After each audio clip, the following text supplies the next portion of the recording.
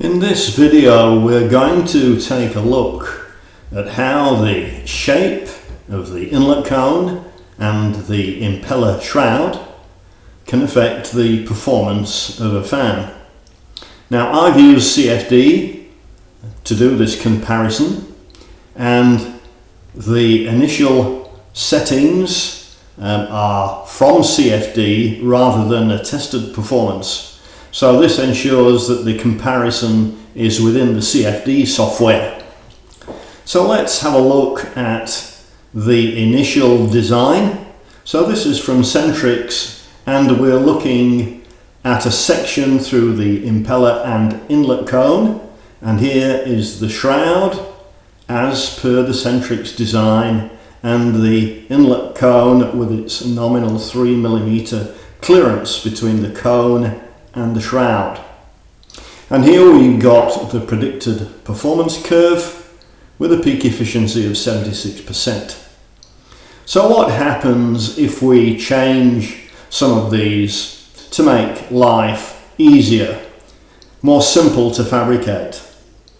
So here what we've done is we haven't worried about the curvature of the inlet cone, and we've just used a straight spigot off the end of a cone.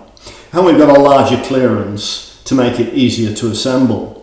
The shroud is still as per Centrix design, and we can see here that comparing the two curves, this is the original Centrix design, and now we have this very large drop in performance. The efficiency has also dropped from almost 10%. From 76 to 67. Now let's have a look at the next CFD analysis that we looked at. So in this one we made the inlet cone into three parts: a tube in the middle and two cones in and out from the tube.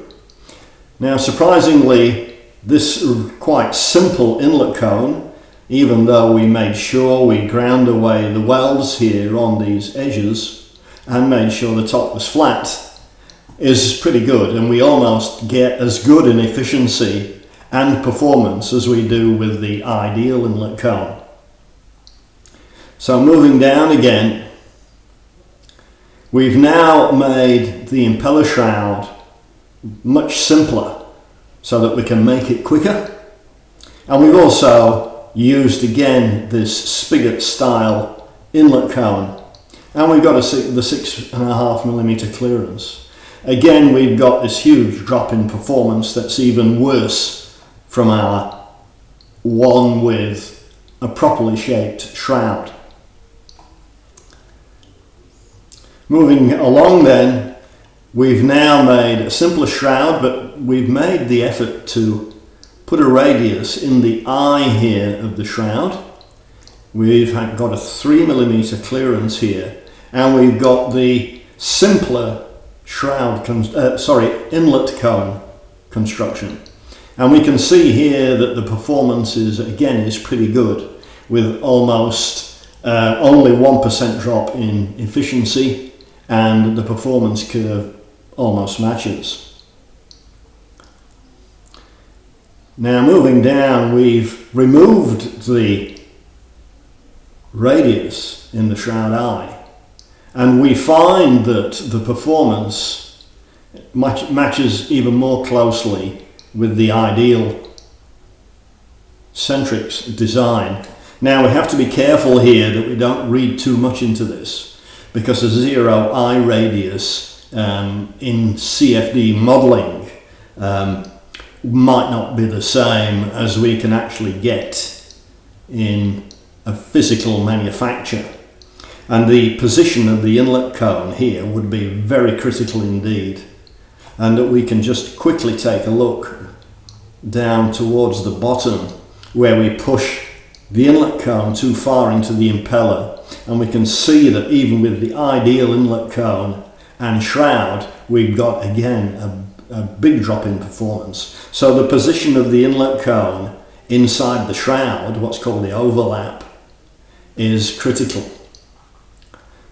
So let's go back to our straight shroud And with the straight shroud, I would expect that this position of the inlet cone is even more critical. So moving down, we've got a 3mm radial clearance in this example with a straight shroud, and we can see now that we've got a drop again in performance. Now as we make these shrouds and we come to the practicalities of welding and so on, this is a CFD model of what a bad shroud eye might look like. And although we've got a 3mm eye clearance, we've also got a spigot inlet cone, and again we get this drop in performance and efficiency. So the bad shroud eye with the inlet cone placed in the same position is still a drop in performance, but not as bad as one would expect. And then finally we come to the one where the inlet cone is pushed too far into the impeller and we get this large drop in performance and efficiency. So we've got some graphs here of just looking at the velocities through the inlet cone and some leakage past this gap between the shroud and the inlet cone lip.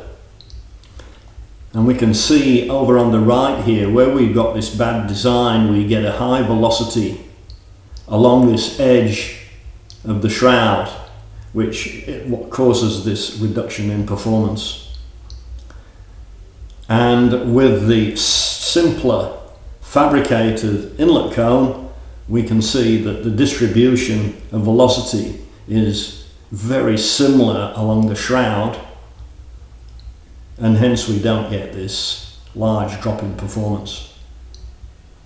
So take care when manufacturing your impellers and inlet cones. Performance matters, and to get the optimum performance, use the design that Centrix shows.